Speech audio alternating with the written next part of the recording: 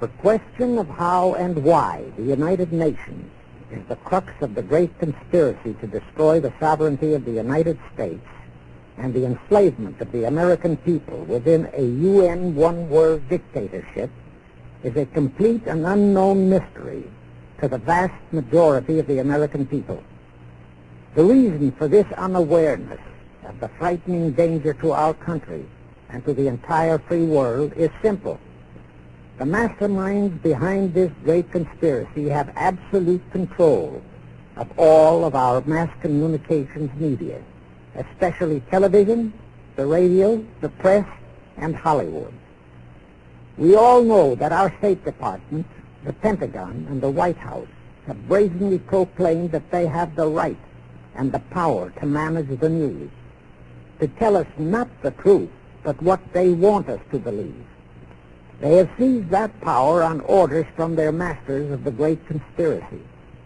And the objective is to brainwash the people into accepting the phony peace bait to transform the United States into an enslaved unit of the United Nations one-world government.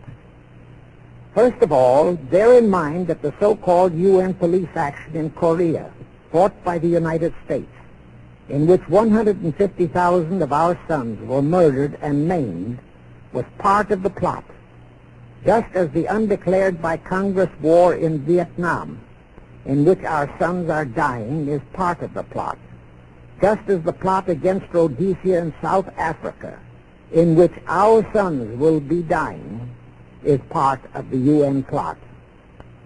However, the vitally important thing for all Americans, all you mothers of the boys who died in Korea and are now dying in Vietnam, to know is that our so-called leaders in Washington, whom we elected to safeguard our nation and our Constitution, are the betrayers, and that behind them are a comparatively small group of men whose sole objective is to enslave the whole world of humanity in their satanic plot of one world government.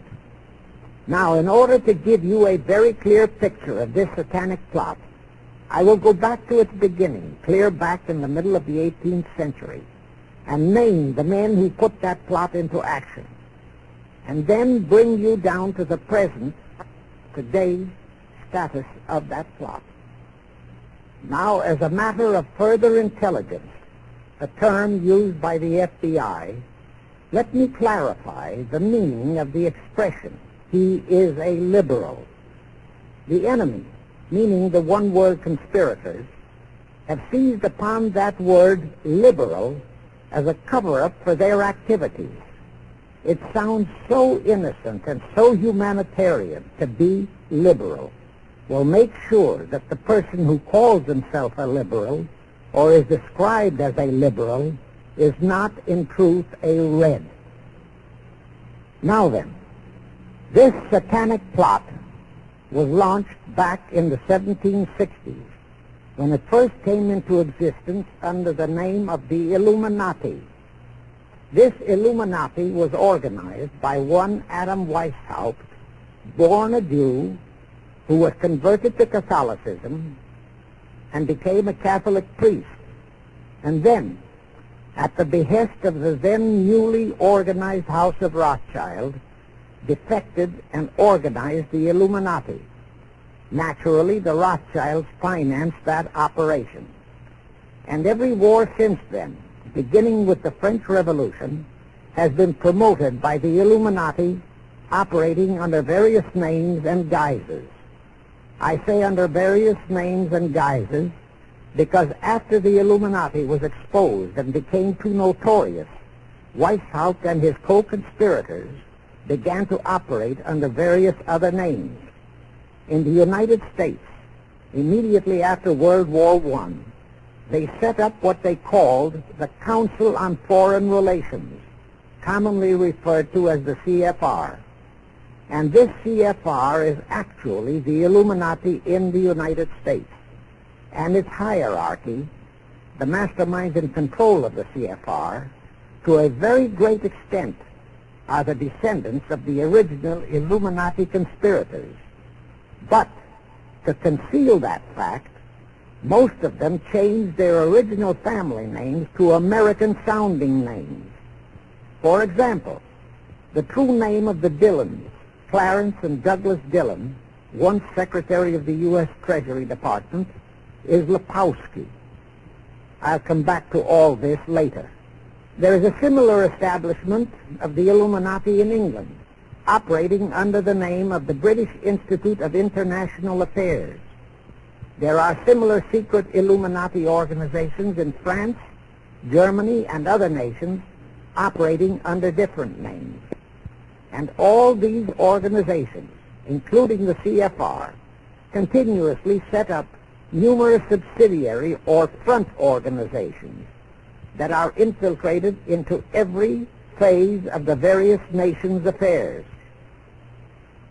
But at all times, the operations of these organizations were and are masterminded and controlled by the internationalist bankers, who in turn were and are controlled by the Rothschilds. The details of how they accomplished the setting up of the CFR in the United States, as also in the other nations, are far too voluminous to be described in this dissertation. But you can find it complete in News Bulletin number 122, entitled UN is Spawn of the Illuminati, and News Bulletin number 123, entitled CFR Completely Unmasked as Illuminati. Both are published by the Cinema Educational Guild, Post Office Box 46205, Hollywood, California. You can get them for 50 cents per copy by writing to that address. Those news bulletins reveal the names of the original founders of the Illuminati and the Americanized names of their descendants in the present CFR. Now I'll go back to the activities of the original Illuminati conspirators. As revealed in News Bulletin number 122, one branch of the Rothschild family had financed Napoleon. Another branch of the Rothschilds, both branches the real masterminds of the Illuminati, financed Britain, Germany, and the other nations in the Napoleonic Wars. Immediately after the Napoleonic Wars, the Illuminati assumed that all the nations were so destitute and so weary of wars that they'd be glad for any solution. So the Rothschild stooges set up what they called the Congress in Vienna, and at that meeting they tried to create the first League of Nations, their first attempted one-world government, on the theory that all the crowned heads of the European governments were so deeply in debt to them that they would, willingly or unwillingly, serve as their stooges. But the Tsar of Russia caught the stench of the plot and completely torpedoed it. The enraged Nathan Rothschild, then the head of that dynasty, vowed that someday he or his descendants would destroy the Tsar and his entire family. And his descendants did accomplish that very threat in 1917.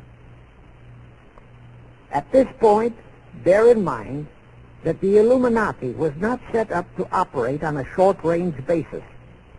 Normally, a conspirator of any type enters into a conspiracy with the expectation of achieving his objective during his own lifetime. But that was not the case with the Illuminati. True, they hoped to accomplish their objective during their lifetime. But, paraphrasing The Show Must Go On, the Illuminati operates on the very long-range basis. Whether it will take scores of years or even centuries, they have dedicated their descendants to keep the pot boiling until they hope the conspiracy is achieved. Now let's go back to the birth of the Illuminati.